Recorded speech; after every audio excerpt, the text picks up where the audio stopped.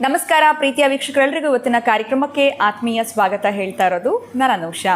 ಇವತ್ತಿನ ಕಾರ್ಯಕ್ರಮದಲ್ಲಿ ನಮ್ಮ ಜೊತೆ ಇದ್ದಾರೆ ಸ್ಪಿರಿಚುವಲ್ ಗುರು ಡಾಕ್ಟರ್ ವಿಷ್ಣುದತ್ತ ಗುರುಜಿಯವರು. ಗುರುಗಳನ್ನ ಕಾರ್ಯಕ್ರಮಕ್ಕೆ ಬರ್ಮಾಡ್ಕೊಳ್ಳೋಣ. ನಮಸ್ತೆ ಗುರುಗಳೇ, ಕಾರ್ಯಕ್ರಮಕ್ಕೆ ಆತ್ಮೀಯ ಸ್ವಾಗತ. ಒಳ್ಳೆದಾಗಲಿ ಅಮ್ಮ.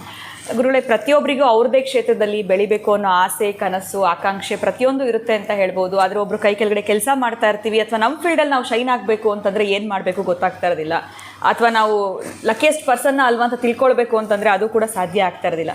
ಈಗ ನಮ್ಮ ಒಂದು ಕ್ಷೇತ್ರದಲ್ಲಿ ನಾವು ಬೆಳಿಬೇಕು, ಎತ್ತರಕ್ಕೆ ಉನ್ನತ ಸ್ಥಾನಕ್ಕೆ ಹೋಗಬೇಕು ಅಂತಂದರೆ ಏನು ಮಾಡಬೇಕಾಗತ್ತೆ? ಅದರ ಜೊತೆಯಲ್ಲಿ ನಮ್ಮ ಬಳಿ ಅಕ್ಷಯ ವೃಕ್ಷ ಇದ್ದಾಗ ಕೂಡ ಸಹಾಯ ಆಗುವಂಥ ಸಾಧ್ಯತೆಗಳಿರುತ್ತಾ? ಏನು ಹೇಳ್ತೀರಾ ಗುರುಗಳೇ ಇದ್ರ ಬಗ್ಗೆ? ಓಂ ವಿಶ್ವಸ್ಮೈ ನಮಃ. ಪ್ರೀತಿಯ ಬಂಧುಗಳೇ, ನಿಮಗೆಲ್ಲರಿಗೂ ಕೂಡ ಆಯುರ ಆರೋಗ್ಯವನ್ನು, ಐಶ್ವರ್ಯವನ್ನು, ಸುಖ ಸಂಪತ್ತನ್ನು ವಿರಾಜಮಾನವಾಗಿ ಆ ಭಗವನ್ನಿಯಾಮಕ ನೀಡುತ್ತಿರಲಿ ಅಂತ ಹೇಳ್ತಾ, ಪ್ರತಿಯೊಬ್ಬರ ಕನಸು ಆಗಿರುತ್ತೆ, ನಾನು ವಿದ್ಯಾವಂತನಾಗಿ ಬೆಳೆಯಬೇಕು, ಬುದ್ಧಿವಂತನಾಗಿ ಬೆಳೆಯಬೇಕು, ರಾಷ್ಟ್ರದ ಹಿತವನ್ನು ಬಯಸೋ ಮುಖಾಂತರ ಈ ರಾಷ್ಟ್ರಕ್ಕೆ ರತ್ನವಾಗಬೇಕು ನಾನು ಅನ್ನೋಂಥ ಕನಸು ತಂದೆ ತಾಯಿಗಳು ಮಕ್ಕಳ ಮೇಲೆ ಕಟ್ಕೊಂಡಿರ್ತೀರಿ. ಅಥವಾ ನಾನು ಈ ಚಿತ್ರರಂಗದಲ್ಲಿ ಒಬ್ಬ ನಾಯಕನಾಗಿ ಬೆಳೆಯಬೇಕು, ಅಥವಾ ಈ ಪಾಲಿಟಿಕ್ಸಲ್ಲಿ ನಾನು ಒಬ್ಬ ನಾಯಕನಾಗಿ ಬೆಳೆಯಬೇಕು.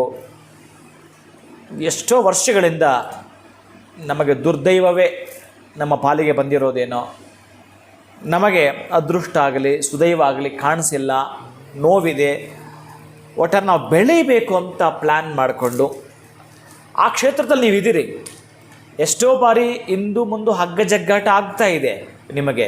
ನೀವು ಆ ಕ್ಷೇತ್ರದಲ್ಲಿ ಉನ್ನತಿಯನ್ನು ಕಾಣಬೇಕು, ಅಭಿವೃದ್ಧಿ ಆಗಬೇಕು, ನೀವು ನಾಯಕನಾಗಬೇಕು, ದಂಡನಾಯಕನಾಗಬೇಕು, ಆ ಕ್ಷೇತ್ರ ಪಾಲಕನಾಗಬೇಕು, ಏನೋ ಒಂದು ನಿಮ್ಮ ಇಷ್ಟದ ಗುರುತನ್ನು ಚಿಹ್ನೆಯನ್ನು ಇಟ್ಕೊಂಡು ನೀವು ಹೊರಟಿರ್ತೀರಪ್ಪ. ಆದರೂ ಯಾಕೋ ಆಗ್ತಾ ಇಲ್ಲ. ಎಷ್ಟೋ ಬಾರಿ ಎಡ್ಬಿಡ್ತೀರಿ ಅವರವರ ಕ್ಷೇತ್ರದಲ್ಲಿ. ಹೌದು.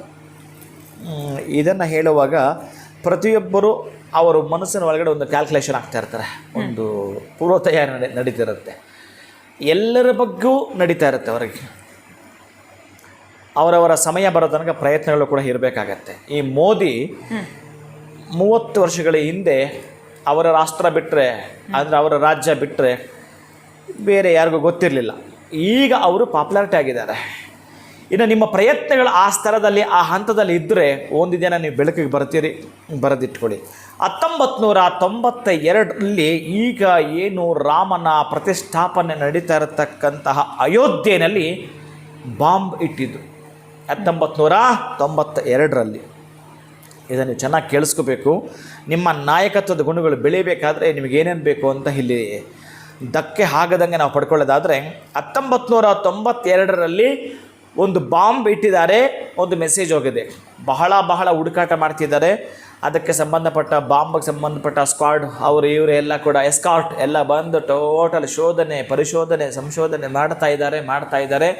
ಇನ್ನು ಕೇವಲ ಅರ್ಧ ತಾಸಲ್ಲಿ ಬಾಂಬ್ ಬ್ಲಾಸ್ಟ್ ಆಗುವ ಸಾಧ್ಯತೆ ಇದೆ ಅಯೋಧ್ಯೆಯಲ್ಲಿ. ನೀವು ಗೂಗಲ್ಗೂ ಕೂಡ ಚೆಕ್ ಮಾಡ್ಕೊಳ್ಬೋದು. 1992ರಲ್ಲಿ ನಡೆದ ಘಟನೆ ಇದು. ಅಂತಹ ಈ ಘಟನೆ ಇನ್ನೇನು ಎಷ್ಟು ಹುಡುಕೋದು ಸಿಗ್ತಾ ಇಲ್ಲ. ಆ ಒಳಗಡೆ ಅಲ್ಲಿ ಪಾಕಶಾಲೆ ಅಂತಿದೆ. ಆ ಪಾಕಶಾಲೆ ಒಳಗಡೆ ಒಂದು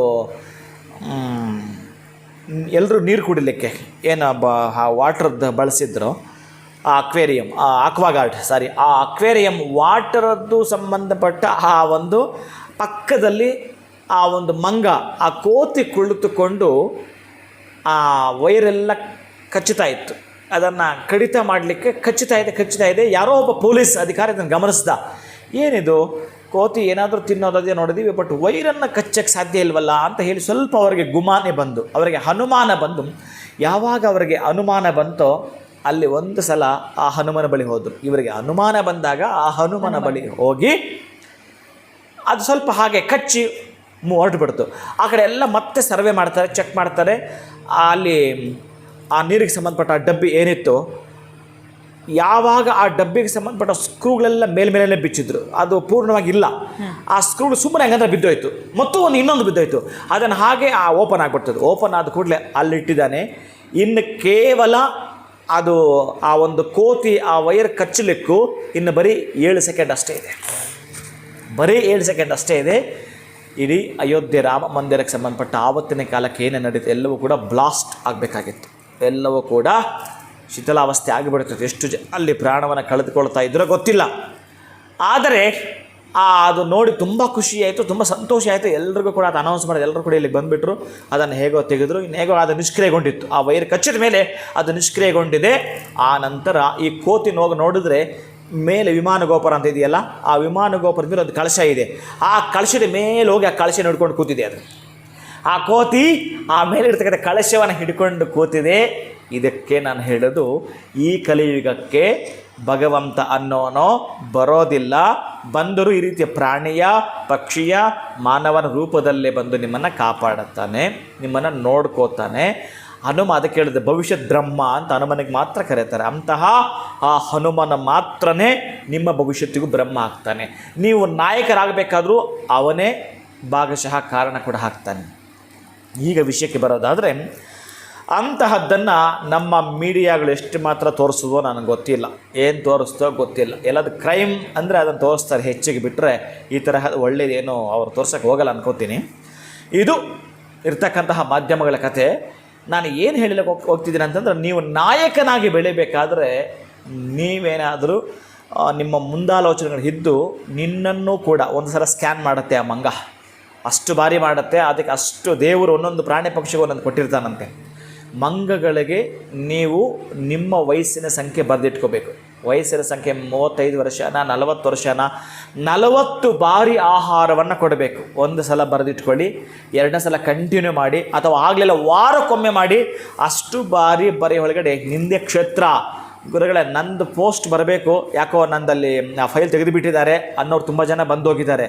ಇವ್ರುಗಳಿಗೆ ಈ ಮಾಹಿತಿ ಡಿಲೇ ಆಗ್ತಾ ಇರುತ್ತೆ. ನಾನು ಬೆಳಿಬೇಕು ಅನ್ನೋರಿಗೆ ಈ ಮಾಹಿತಿ. ನಾನು ದೊಡ್ಡವನಾಗಿ ನಾಯಕನಾಗಿ ಬೆಳಿಬೇಕು ಅಂತ ಯಾವುದೇ ರಂಗದಲ್ಲಾಗಿರಬಹುದು, ಅವರು ಬೆಳೆಯಲಿಕ್ಕೆ ಅದು ಸಾಧ್ಯ ಇದೆ. ಈ ರೆಮಿಡಿಯನ್ನು ನೀವು ಆ ಮಂಗಗಳಿಗೆ ಆಹಾರವನ್ನು ಕೊಟ್ಟು ಕೊನೆಯ ದಿನ ಇದೆಯಲ್ಲ, ಹಸುಗಳಿಗೆ ಪೂಜೆ ಮಾಡಬೇಕು. ನಾನು ಹಸು ಅಂತ ಅನ್ನಲಿಲ್ಲ, ಹಸುಗಳು ಅಂತ ಹೇಳ್ತಾ ಇದ್ದೀನಿ. ಹಸುಗಳಿಗೆ ಒಂದು 4-5 ಹಸುಗಳಿಗೆ ಎಲ್ಲಾದರೂ ಗೋಶಾಲೆಗೆ ಹೋಗ್ಬಿಟ್ಟು ಸ್ವಲ್ಪ ಆ ಒಂದು ಹಸುಗಳೆಲ್ಲ ತೊಳೆದು ಬಿಟ್ಟು ಅರಿಶಿನ ಕುಂಕುಮ ಇಟ್ಟು ನೀವು ಗೋವನ್ನು ಪೂಜೆ ಮಾಡಿ ಗ್ರಾಸವನ್ನು ಕೊಟ್ಟು ಮನೆಗೆ ಬರ್ತಾ ಏನಾದರೂ ಸಿಹಿಯನ್ನು ಉಣ್ಣುಬಡಿಸಿ ಅಲ್ಲಿಂದಲೇ ನಿಮ್ಮ ಲೆಕ್ಕ. ಇದು ನೀವು ಬೇಜವಾಬ್ದಾರಿತನ ಮಾಡಿದ್ರೆ ನೀವು ನಾಯಕರು ಆಗೋದಿರಲಿ, ಅಲ್ಲಿ ಉಳ್ಕೊಳ್ಳೋದು ಕಷ್ಟ ಆಗುತ್ತೆ. ನಿಮಗೆ ಆ ಕ್ಷೇತ್ರದಲ್ಲಿ ಉಳಿಗಾಲವೂ ಇಲ್ಲ, ಆದಾಯವೂ ಇಲ್ಲ, ಎಲ್ಲವೂ ವ್ಯಯವೇ ಆಗ್ತಾ ಇದೆ ಅಂತಂದರೆ ಆದಾಯ ಮಾಡಿಕೊಳ್ಳಲಿಕ್ಕೂ ನೀವು ನಾಯಕನಾಗಿ ಬೆಳೀಲಿಕ್ಕೂ ಮೊದಲು ಕೋತಿಗಳಿಗೆ ಸೇವೆ ಮಾಡಿ. ಅದು ಗೊತ್ತಿದೆ ನಿನ್ನ ಭವಿಷ್ಯ ಏನು ಅಂತ. ನಿನ್ನ ಭವಿಷ್ಯದಲ್ಲಿ ನೀನು ನಾಯಕನಾಗಬೇಕಾದ್ರೆ ಈ ಮಂಗಗಳಿಗೆ ಸೇವೆ ಮಾಡು. ಆನಂತರ 33 ಕೋಟಿ ದೇವತ, 33 ಕೋಟಿ ದೇವತೆಗಳಿರ್ತಕ್ಕಂಥ ಆವಾಸ ಸ್ಥಾನ ನಾವು ಗೋಮಾತೆ ಅಂತ ಕರಿತೀವಿ. ಅಂತಹ ಗೋಮಾತೆಯ ಸೇವೆಯನ್ನು ಮಾಡಿ. ಎಲ್ಲರೂ ಕಲ್ಮಶ 1-2 ಇದ್ದರೆ ಪರ್ಸೆಂಟೇಜ್ ಅದು ಕೂಡ ಕಳೀಲಿಕ್ಕೆ. ನಂತರ ಮನೆಗೆ ಬಂದು ಎಲ್ಲರೂ ಕೂಡ ಸಿಹಿಯನ್ನು ತಿಂದು ಆರಾಮಾಗಿ ರಿಲ್ಯಾಕ್ಸ್ ಆಗೋ. ನಿನಗೆ ಒಂದು ಮಾಹಿತಿ ಬರುತ್ತೆ, ಎಂತಹ ಕಡೆಯಿಂದ ಬರುತ್ತೆ ಗೊತ್ತಿಲ್ಲ, ಅಲ್ಲಿಂದ ನಿನ್ನ ಪದವಿಯನ್ನು ಸ್ವೀಕಾರ ಮಾಡ್ತೀಯ, ನಾಯಕನಾಗಿ ಬೆಳೀಲಿಕ್ಕೆ ಸಾಧ್ಯವಿದೆ. ಖಂಡಿತ ಗುರುಗಳು, ಎಲ್ಲೋ ಒಂದು ಕಡೆ ನಾವಿರುವಂಥ ಕ್ಷೇತ್ರದಲ್ಲಿ ಅಪ್ಡೇಟ್ ಆಗಬೇಕು ಅಥವಾ ನಾಯಕತ್ವವನ್ನು ಹೊಂದಬೇಕು ಅಂತಂದರೆ ಯಾವ ಒಂದು ಸಣ್ಣ ರೆಮಿಡಿ ಫಾಲೋ ಮಾಡಬೇಕು ಅಂತ ತಿಳಿಸ್ಕೊಟ್ಟಿದ್ದೀರಾ. ಬಹಳ ಧನ್ಯವಾದಗಳು ತಮಗೆ. ನಮಸ್ಕಾರ. ಹರೇ ಶ್ರೀನಿವಾಸ. ನೀವಿರುವಂಥ ಕ್ಷೇತ್ರದಲ್ಲಿ ನೀವು ಕೂಡ ಮುಂದುವರಿಬೇಕು, ನಾಯಕತ್ವ ಸಾಧನೆ ಮಾಡಬೇಕು, ಅಥವಾ ಆ ಕ್ಷೇತ್ರದಲ್ಲಿ ನೀವು ಸಾಕಷ್ಟು ಬೆಳಿಬೇಕು ಅಂತಂದಾಗ ಪ್ರತಿಯೊಬ್ಬರಿಗೂ ಆಸೆ ಕನಸು ಇದ್ದೇ ಇರುತ್ತೆ. ಇನ್ನು ಗುರುಗಳು ತಿಳಿಸಿರುವಂಥ ಈ ಒಂದು ಸಣ್ಣ ರೆಮಿಡಿ ಫಾಲೋ ಮಾಡೋದ್ರಿಂದ ಖಂಡಿತವಾಗ್ಲೂ ಅದು ಸಹಾಯ ಆಗುತ್ತೆ ಅಂತ ಹೇಳ್ತಾ ಇವತ್ತಿನ ವಿಡಿಯೋನ ಮುಗಿಸುವಂಥ ಸಮಯ ಆಗಿದೆ. ಮುಂದಿನ ವಿಡಿಯೋನಲ್ಲಿ ತಮ್ಮನ್ನು ಭೇಟಿ ಮಾಡ್ತೀನಿ. ನಮಸ್ಕಾರ.